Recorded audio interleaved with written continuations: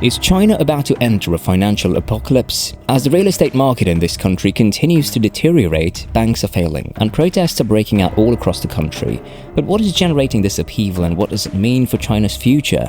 And what cause contributed to China's mortgage? Join us as we explore the worldwide economic implications of China's real estate calamity and speculate on whether this could be the end of China's economic miracle. Due to the severe depression in China's real estate market, some banks are taking extreme steps, such as enabling borrowers to repay their mortgages until they are 95 years old. According to a number of official media sources, some banks in the cities of Nanning, Hangzhou, Ningbo and Beijing have raised the upper limit age on mortgages to between 80 and 95. This means that those over the age of 70 can now obtain loans with maturities ranging from 10 to 25 years. The Chinese property market is experiencing a historic decline. Through December, new house prices have declined over 16 consecutive months. Last year's sales by the top 100 developers in the country were just 60% of what they will be in 2021. Yan Yujin, a property analyst at eHouse China Holdings, a real estate services company, said in a recent research note that the new age limits, which are not yet official national policy, are meant to revive the country's stagnant property market and take into account China's rapidly aging population. The new mortgage terms are comparable to a relay loan. If the senior borrower is unable to pay, his or her offspring must continue to pay the mortgage, according to him. China projected last month that its population would decline in 2022 for the first time in more than 60 years, marking a new milestone in the country's increasing demographic problem and huge repercussions for the country's weakening economy. By the end of the previous year, the number of persons aged 60 and up had risen to 280 million, accounting for 19.8% of the population. According to earlier standards released by the banking authority, the mortgage borrower's age plus mortgage length should not normally exceed 70 years. The average life expectancy in China is roughly 78 years old. The China Banking and Insurance Regulatory Commission has not publicly commented on the new terms. However, bank branches across the country are imposing their own terms on multi-generational loans. According to the Beijing News, a branch of the Bank of Communications in the city said borrowers as young as 70 can take out 25-year home loans, raising the maximum age restriction on its mortgages to 95. However, there are certain requirements. The borrower's children must guarantee the mortgage, and their combined monthly income must be at least twice the monthly mortgage payment. Separately, a CITIC Bank branch has raised the maximum age for mortgages to 80, according to an article citing a bank customer manager. CITIC Bank and Bank of Communications branches in Beijing did not respond to phone calls.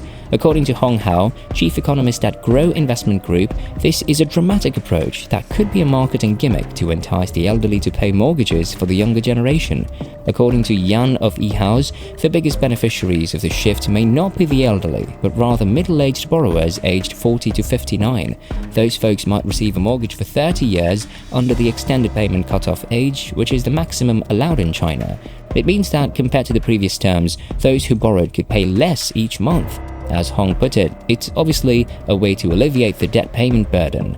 According to eHouse calculations, if a bank raises the highest age restriction to 80, borrowers aged 40 to 59 can gain 10 more years on their mortgages.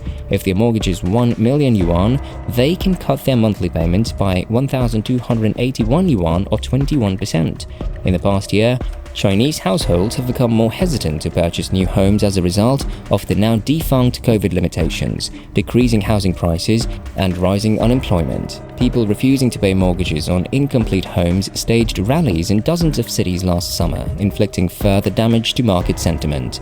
Authorities have implemented a flurry of stimulus measures in an attempt to revitalize the housing industry, including various rate cuts and measures to ease the liquidity issue for developers in order for them to resume delayed construction and deliver pre-sold homes to purchasers as soon as feasible.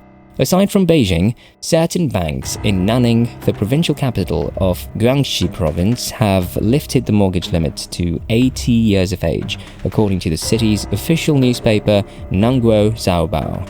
Concerns about their deteriorating credit profile arise as the government attempts to lift the economy out of the grip of a property debt crisis that has seen a number of developers default on their debt and land sale revenues plummet, forcing Beijing to implement a slew of supportive measures. LGFVs are under considerable debt repayment pressure this year because their income is often associated with real estate and land sales, said Wang Tao, chief China economist at UBS.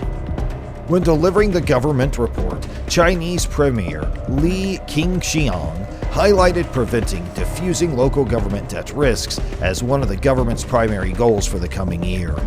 The focus comes as some Chinese banks with exposure to LGFVs are increasingly being asked to extend their near-term maturities by up to 6 months and lower interest rates, according to 3 sources familiar with the situation. Due to the sensitivity of the situation, the sources who declined to provide specifics could not be identified. In recent years, Chinese banks and other financial institutions have been wary about new financing for LGFVs. Separate financial sector sources told Reuters that in recent months, certain state-owned banks, asset managers, and insurers have begun looking into their portfolios to screen and dispose of LGFV borrowers with poor creditworthiness. According to the rating agency S&P, local government finance vehicles were forced to raise a record $39.5 billion via dollar bonds in 2017 as a result of stricter credit standards in their home markets. According to sources within the business, a significant number of the bonds were purchased by overseas branches of Chinese financial organizations. However, since late 2022, regulators have increased their supervision of the LGFV dollar bond issue. According to 2 different people with knowledge of the situation, the National Development and Reform Commission, or NDRC, did not grant requests from organizations that have lower credit ratings as part of its attempts to reduce the risks that are present in the financial sector. Requests for comment were not immediately responded by the NDRC or the China Banking and Insurance Regulatory Commission. Fitch Ratings stated in a research last month that worsening in capital market access can increase refinancing risk and deepen the liquidity constraint for the LGFV sector, adding that units in less economically developed regions are especially vulnerable.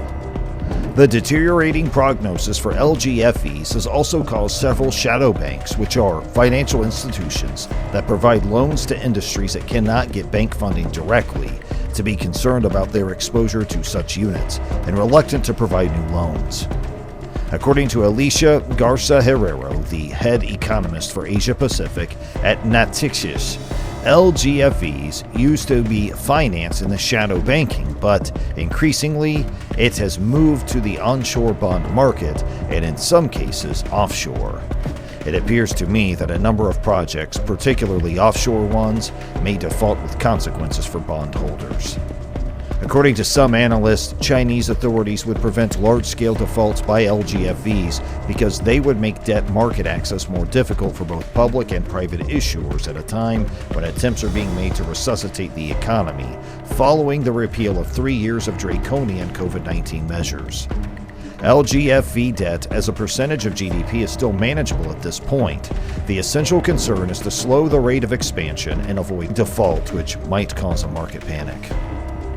According to a source familiar with the arrangements, China is set to withdraw its insistence that multilateral development banks share losses with other creditors in sovereign debt restructurings for impoverished countries, removing a major hurdle to debt relief.